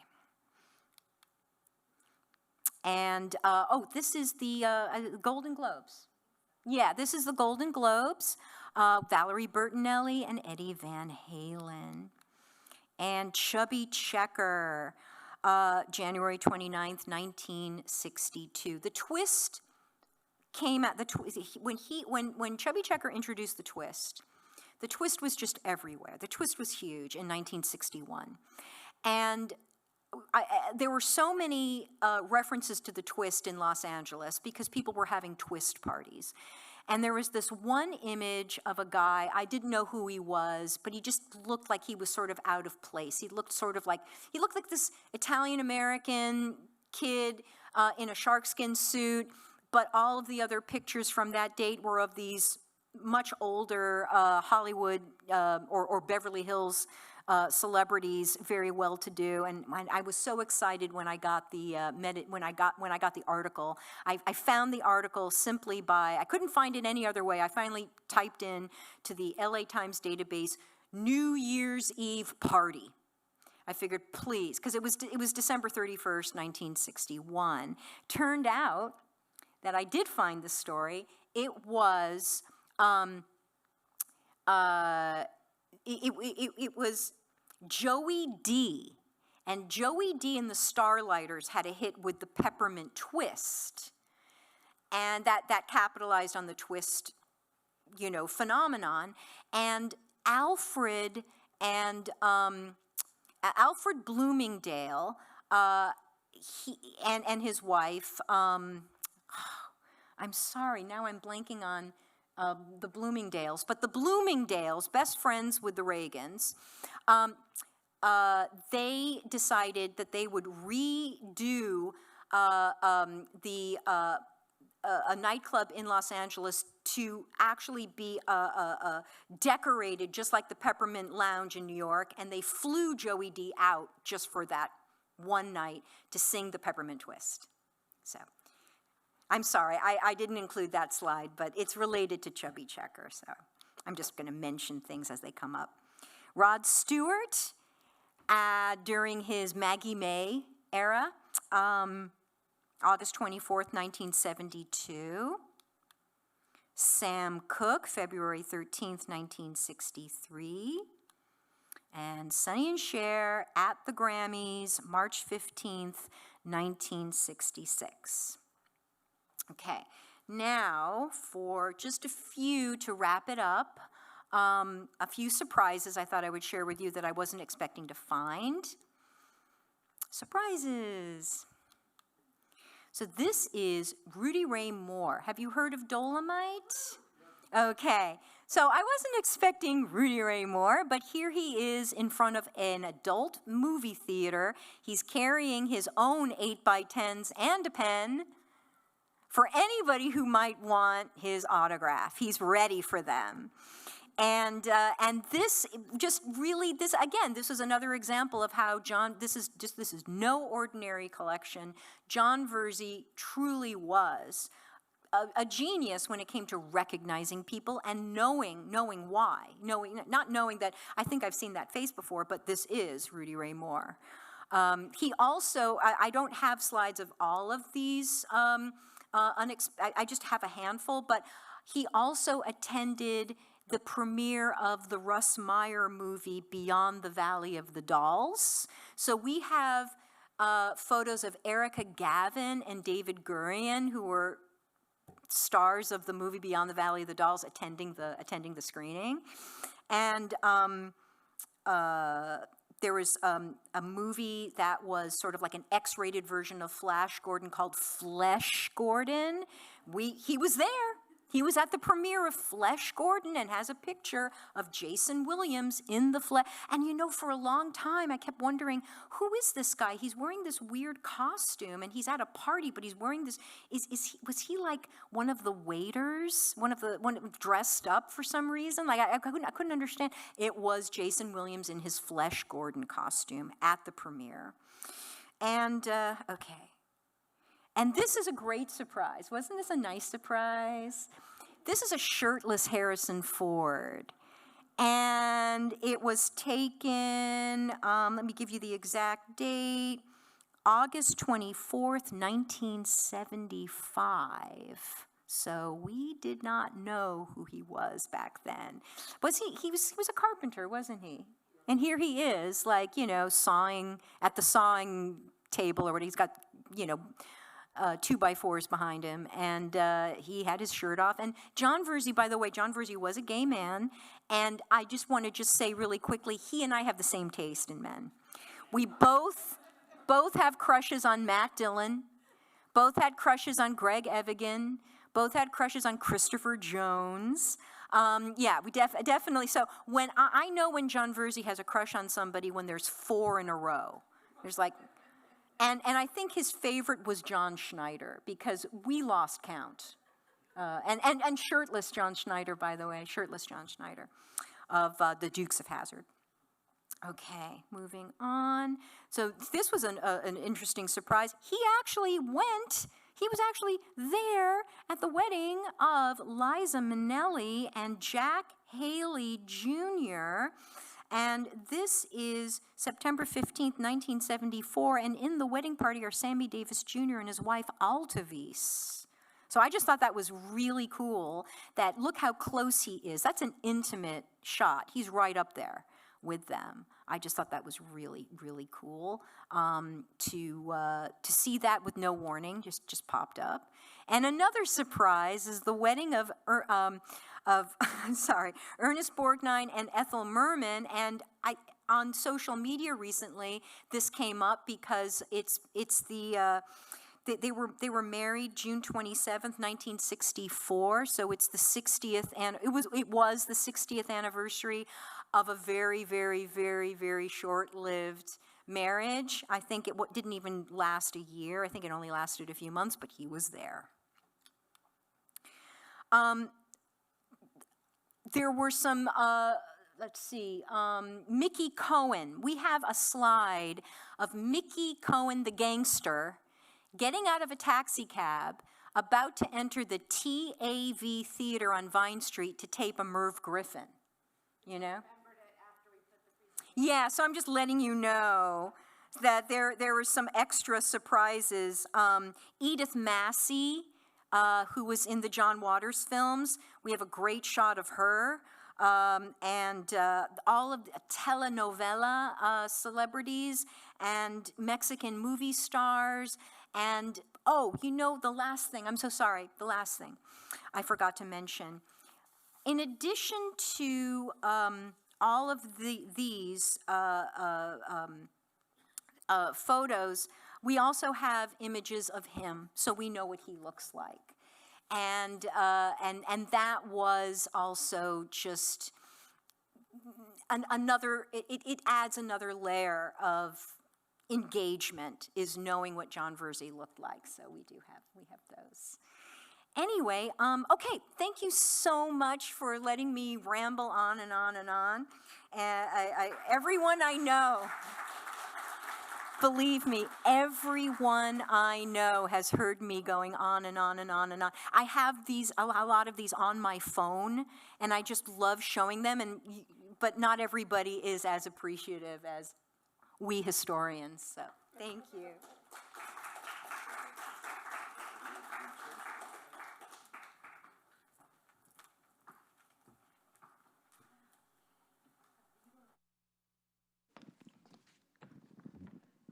Check and make sure the mics are working. You want us here? Yeah. Okay. That's fine. All right, so we're going to check. Okay, make sure the mics are working. This one's okay. Hello, hello. Okay.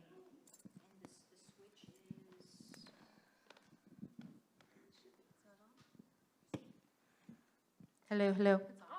Sorry, okay. Okay. Well, we've got a few minutes to discuss a couple of things, and we'll hopefully get a couple of questions in from the floor.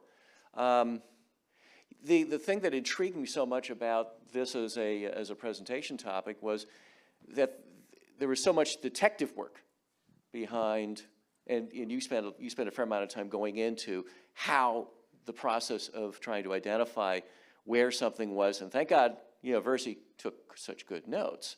That certainly helped out quite a bit. But there's still a lot of context that needed to be filled in. And so it's just amazing that the amount of resources that are available now for archivists and for people who are doing this kind of work to connect all the dots. And one of the things that we were discussed briefly before we came out was how different, or maybe the question is, how much more informative is the type of information that you are providing with not just this collection, but with other collections as well. And I'm sure there are those resources out there that do the absolute minimum when it comes to identifying something, but being good, proper librarians and historians, you know, you're going out the extra mile. And so can you explain a little bit of that, what that looks like? Well, I mean, I'll start with, we started digitizing photos around 1997. So we were the second public library in the country. Denver beat us by maybe a couple of months.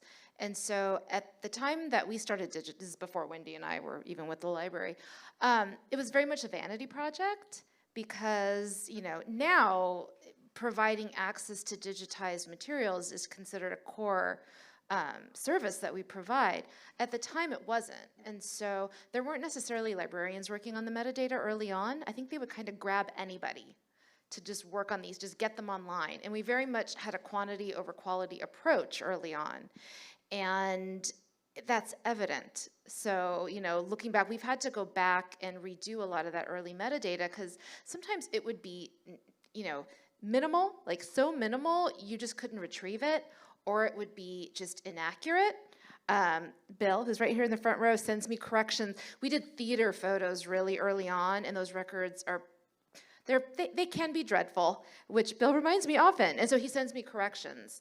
And so just, speaking from experience and I was a user of our photo database before I was even hired with LAPL, and so I realized early on how important it was to have really good metadata. So yes, as much as we want to get things online quickly, and we know people want to see this collection online quickly, I want Wendy to be able to take the time to find that metadata, and it does take time. And I always have to remind all of my staff that kind of what we do in the photo collection is... It's a marathon, not a sprint. Yes. And of course, something that hasn't even been mentioned in the discussion so far is that all of this is taking place during COVID, during lockdown. Not this. The auction? This. Oh no, the auction took place 2 years ago. So this was the Verzi collection's post-COVID. Okay. I mean, I guess technically, yeah. Okay. So yeah, all right. so yeah, we've had the collection. In August, it'll be I think 2 years that it's been in our possession. Yeah, 2 years. But I was just going to add that I really do appreciate the fact that Christina encourages me to get the information correct. I don't want to name any names, but there are some repositories out there that feel like it's enough to just say Judy Garland and unidentified gentleman. And it might be, Vincente Minnelli, it might be, or just, just a date, just to say Judy Garland and a date. And a date, but also, one of the things that I was just saying to you earlier, I was saying to Michael earlier, is that when I have photos of somebody attending an important event, it's a dressy event. And it is typical that an important female star not be seen in the same dress. So I've got this slide of a woman in a beautiful gown. Where is she? I don't know where she is or what the event is for. I might find that identical outfit taken by another photographer for another news outlet, and all it says is the name. And so nothing else. And that's one of the things that drives me crazy is there she is. Jon Verzi was at the same event, but why didn't you bother to put this in? Why couldn't you? If I can find it, then anybody can find it, because I'm just using the LA Times historical database, or Variety, or Hollywood Reporter, or I'm using, some digitized phone directories. Which are available with an LAPL library card. Which are available. But it's amazing how these so many repositories now, it's quantity over quality. So I really appreciate that I have been given the green light to, just keep digging until you get all the information. And of course, too, this is definitely a collection where there are so many questions about the photographer, and as opposed to the subject matter, which is interesting enough. but it's rather unusual that the photographer is as much the subject of the collection, or is that something that No, I think we encounter that a lot. that's a little more common than one might think? Oh, I think so. That's Okay. what, I was talking about our individual photographer collections. Hermann Schultheis is a great example. He was a German immigrant, and he came to Los Angeles, in the late 30s, and that he would, again, he was just an amateur photographer, and that he would photograph the city. So we have, I think, 9,000 photos of Los Angeles between 37 and 41, and it's just incredible. But there are lots of photos of him at his home. His wife, Ethel, so many photos of her. She was kind of his muse. So that I think we often feel like we get to know the photographers through their photos. So I don't think that's unusual at all, and I think that's why it's so important to us to try to tell the story of the photographers in addition to the photos. We want, and it drives me crazy because, it's the internet and people just grab photos, and it drives me crazy when the photographers don't get credit, because I think people should know their names. People should know Hermann Schultheis, and they should know William Ray, and they should know Lucille Stewart and Harry Quillen, and they should know Jon Verzi. And Jay Moore, yeah. We haven't digitized yet, but. Some of this, we in all of our finding aids, there's a biographical section. Yeah. And thanks to the surviving members of the family, so in the case of Richard Hewitt, I had Joan, his widow. Yeah. And in the case of Jay Moore, I had his granddaughter. In the case of John Verzi, we had Jeffrey Fleischman go out and find everybody, anybody who was around. Yeah. But yeah, I don't really feel like you really can do as good of a job in processing a collection without knowing the creator. Absolutely. And that's with anything, with art, with any form of art. Like when you're talking about manuscripts, you want to know about the author's life, right? Yeah. We love our photographers. Absolutely. And the thing that kept coming back to me looking at the images, as you both pointed out, how approachable that the subjects were to Verzi, how, there seemed to be some sort of, almost like an unspoken trust, that, yeah, we'll take a picture, fine, move on. So different than what you would imagine today. I could not imagine the paparazzi culture being anywhere near as respectful, even if it's just, a tourist holding their phone up trying to get a picture of someone, on Hollywood Boulevard. I do have a little bit of information on that in relation to Jon Verzi. Jeffrey Fleischman and David Kay were able to track down some autograph collectors that knew John, that actually knew him, and I got to speak to them. And the first thing I asked was, okay, what was he like? What was his personality like?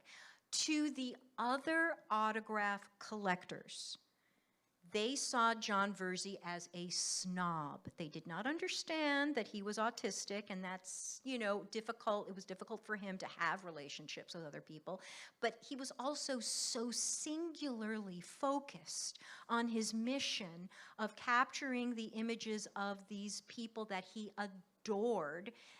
But he was not a friendly guy to his fellow collectors. And so there was a little bit of animosity towards him from their point of view, which I thought, I like knowing that. I want to know everything. He was quirky to them. He was unusual. They didn't quite figure him out, and he was a mystery to them. And also, I also found out that if he wasn't a fan of someone, he did not take their picture. So there is this love of the people that there is this mutual, I feel like it's a mutual admiration that comes across, because I found out from one of his family members that if he didn't really, if he didn't really care about a certain celebrity, he just wouldn't even bother. It's not like, this picture is going to be worth something to someone else. It was all about what it was worth to him personally.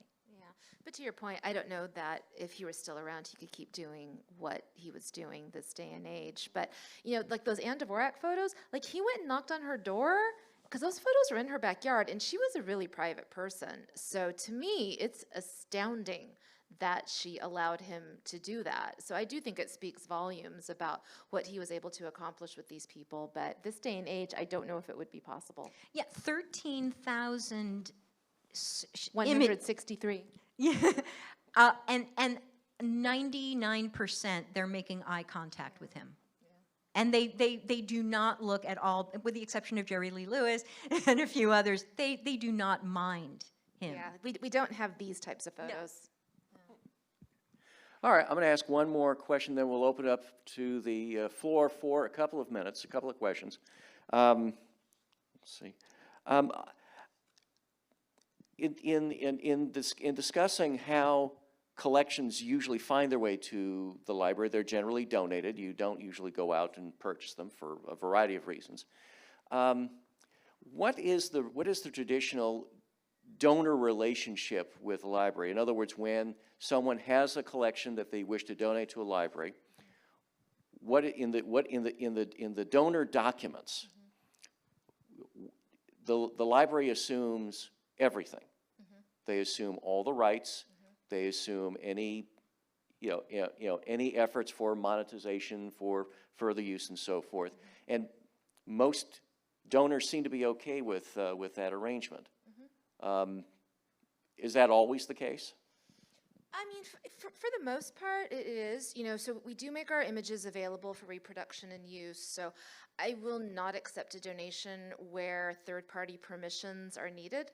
So that's why we do ask for either a transfer of copyright or shared copyright. So sometimes we'll have like photographers who are still active, and they'll donate. Maybe there's like a portfolio they want to donate to the library, and we might do a shared copyright. So we can, and all of the money that we make from reproduction and use goes directly back into the photo collection for supplies, because as you know, archival supplies not inexpensive. So fortunately, I don't have any limitations on the archival supplies that we can purchase for the collection. So, but if there's any sort of restrictions, I won't take that. I'm somebody that, I've written books and I've utilized photos, and anytime I've tried to order a photo from an institution that I have to go somewhere else to get the use permissions, it's always a nightmare, and so I won't put our patrons through that.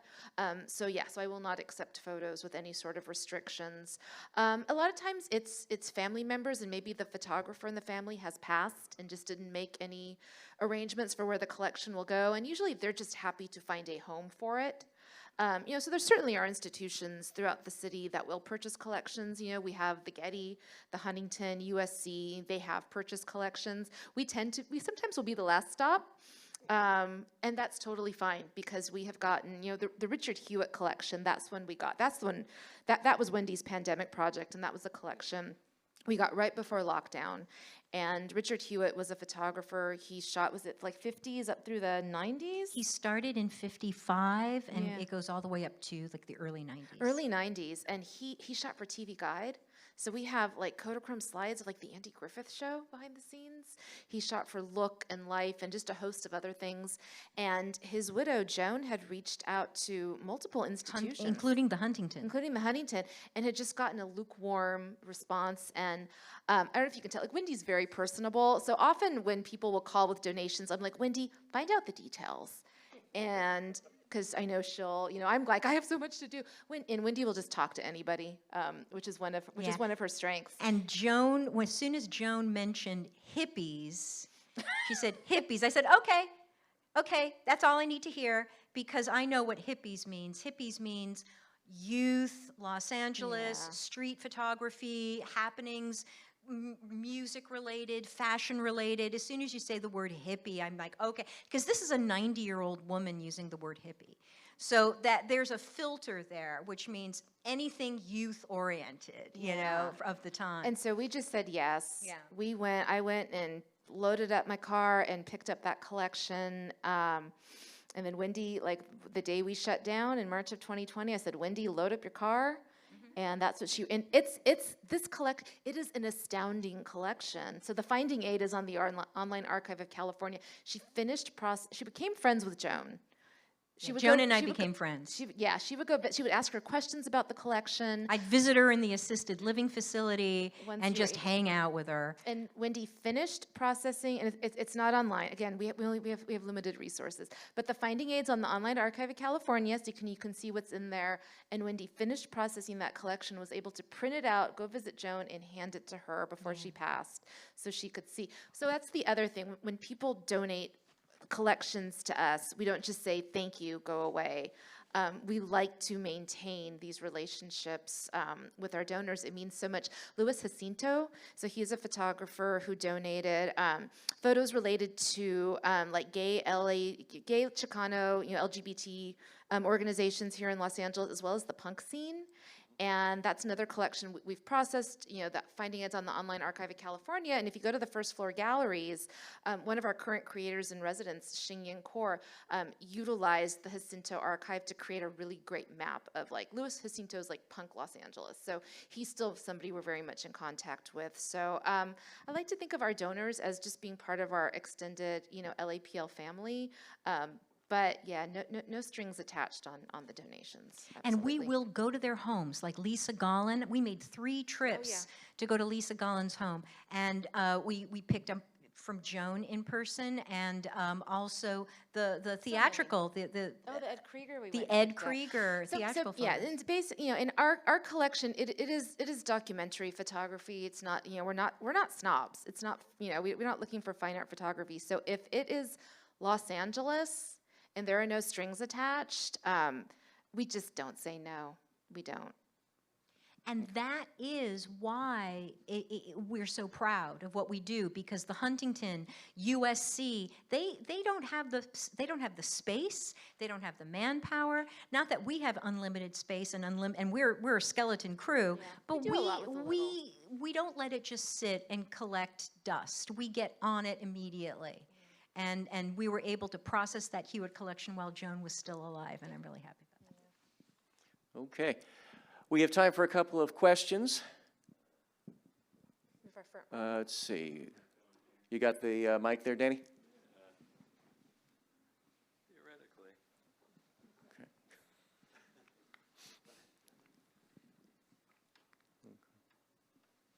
Or does it just need to be turned on? Yeah, there you go. Setting down here in the front row, we have a couple. I'll hang on to it. Hi, I was just wondering if any of the living subjects of any of these photos have seen the photos since you've acquired the collection? Like, has Arnie seen it? You've reached out Liza? have you reached out to a couple of people? Oh, wait, So people in the Verzi collection that have seen the photos of themselves? Oh, okay. So the actor Bobby Carradine, Robert Carradine. I got to show him, the child actor? He was in Revenge of the Nerds. No. But the other one was the child actor. Was the other one? Oh yeah. Okay, she was married to Ken Berry. She was in Little Shop of Horrors. Jackie Joseph. I shared it with Jackie Joseph. Yeah, whenever I stumble upon somebody in the Verzi collection, I love being able to share that image. There was a boy, I'm forgetting his name because he never really made it, but he was best friends with Stephen Dorff when they were preteens. And there's a picture of the two of them with their arms around each other at a party. And I was trying to, it's not enough that it's Stephen Dorff. I need to know who the other boy is. And somebody suggested, oh, it might be this guy. And I found his Facebook page, and I just sent him the image and saying, by any chance, is this you? And he was over the moon because they were best friends when they were like 13. And he was just so happy to see that picture. So yeah, there are many instances with the Verzi collection where I've shared. Yeah. Kind of had 2 questions. One is if you knew where, because he got over everywhere, where Jon Verzi lived, and then also a little bit about his method. I mean, sure, there he was. Oh, what do you know? There's Mick Jagger walking down the street. But if he maybe had other contacts or newspaper folks or or PR people as an assist, even though he was autistic, but he was driven, and so certainly might have made use of those kinds of things. Okay, I did ask this of everyone. I asked it of David Kay, and Jeffrey Fleischman found this out. I also asked it of his family members when Jeffrey was able to trace them. He would go to the Coconut Grove a lot, Beverly Hills Hotel, Beverly Hilton. He just would show up at places where he knew that these people would frequent. Romanoffs,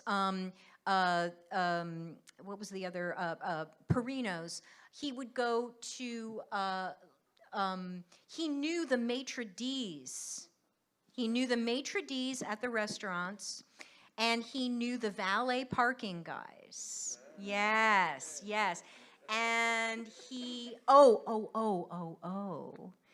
okay, there was another little thing. Because he worked at the post office, he had access to home addresses. And there are slides of people standing in front of their own homes. Yes. And he'd go to the motion picture country home. I forgot to mention that. He was a regular visitor at the motion picture home in Woodland Hills, a regular visitor there. Yeah. Where the retired Golden Age stars were. But yeah, he like I said before, he wasn't that, he didn't have many friends. He had one best friend who was his coworker at the post office. That was Sherry.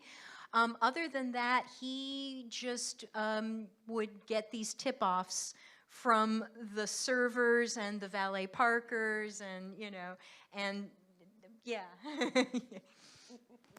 Oh, and the other thing is that he worked all day at the post office, and then he spent all night hunting these people, and so I don't know when he slept. Yeah. Oh, he lived on, gosh, I think he lived, we have his address as La Cienega.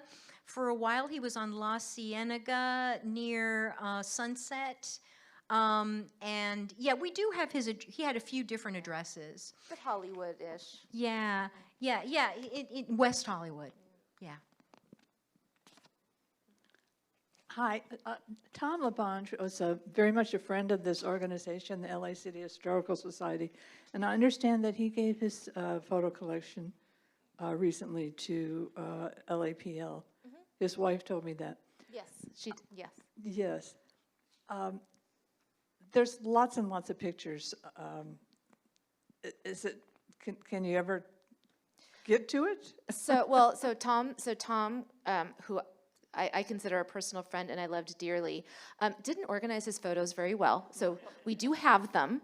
They weren't necessarily stored very well, so that was another one where I grabbed for that one, we grabbed a van from our shipping department and had to make a couple of trips.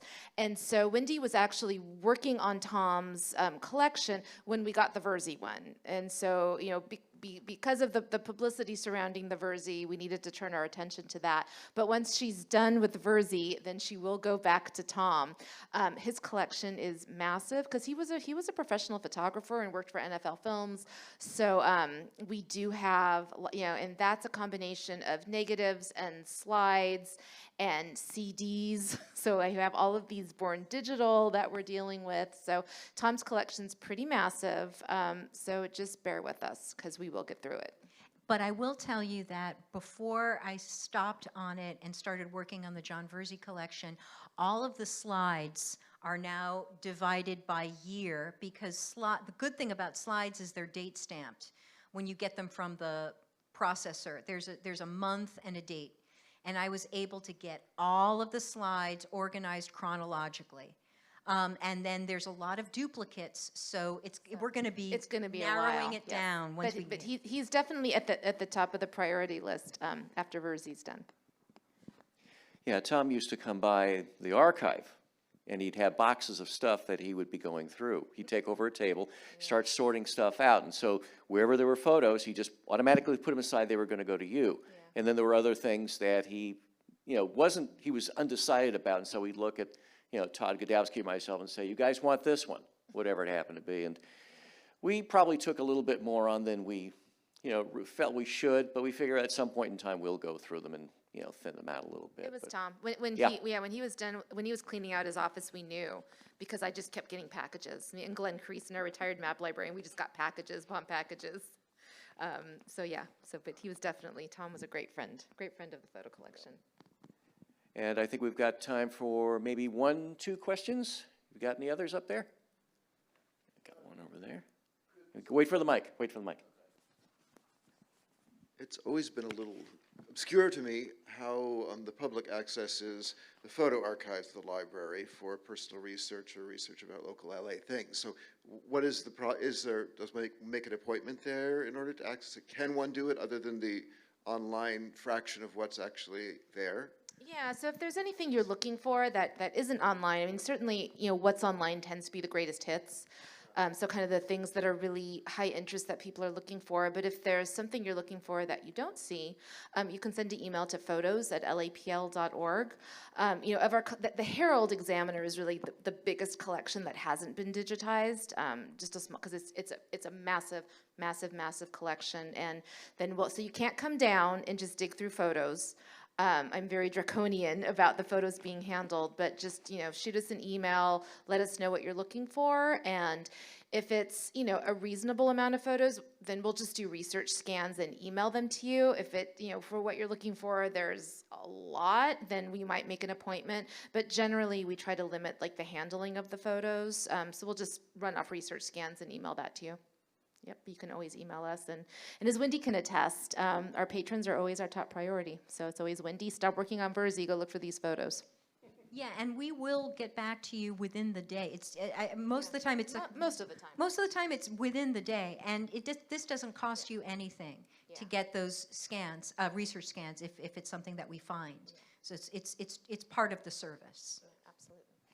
And the same thing at the City Archive. We've got some photo collections, and only a fraction of them have been digitized, but we do have the finding aids. And it does have the photo-by-photo description. And so it's always possible to, again, send an email out saying this particular photo, and they're identified by, some sort of frame number, some sort of ID. And if it's not already done, then, we can go ahead and we can make a research scan for you and do that. And I think that's, I'd like to say that's more of a common process for most institutions, but obviously so. your mileage will vary depending on the institution. So you just happen to have the more accessible ones up here. Yeah, but we do pride ourselves on getting back to people. Because again, as somebody who has utilized photo archives other places where maybe answers aren't as forthcoming, I know what it's like to be on the receiving end. So we try to at least respond, even if it's to say, hey, we're going to need a few days to, give us a week or so to look for this. We always try to respond within a business day to at least let you know where we are in the search. Okay. And are there any other questions out there? Hang on, wait for the mic. We have time for one more question, so this will be the last question. Hi. I'm sort of curious, all of these pop stars that he's photographed and everything, and if, like Tiger Beat or 16 and all these, teenage magazines that I remember growing up, wouldn't he be selling a lot of these photos, candid photos to tabloids or whatever? It's funny you mentioned Tiger Beat, because he did take a picture of Tony DeFranco and the DeFranco family. Oh wait, that's not registering with you. Does Tony DeFranco register with anyone? Yeah. Thank you. No, all of those pop stars, whether they be for teeny boppers or the older crowd of more sophisticated, like Frank Zappa. He did not share them. No, this is the big mystery. This was his hobby. When he passed away, he died in his trailer in Las Vegas. He left his job at the post office, retired, stopped taking photographs around 1990, moved into a trailer in Las Vegas and started just sort of going to the casinos and hanging out at the casinos. And those boxes of slides were very lovingly stored in his trailer. And when he passed away and he left a will, his best friend Sherry drove up there and collected all of the autographs and all of the slides. They were never really even seen, let alone published. You know, so when we're looking at slides that don't even have fingerprints or anything on them, they're just pristine. So. Yeah, it was his hobby. Like, it was his hobby and his passion and his obsession, and he did not share them. But we are. But you've got them. Okay, we're going to go ahead and close this out. Thank everyone for coming out today, and Christina and Wendy, thank you so very, very much for the presentation. And obviously the work continues. The work never stops.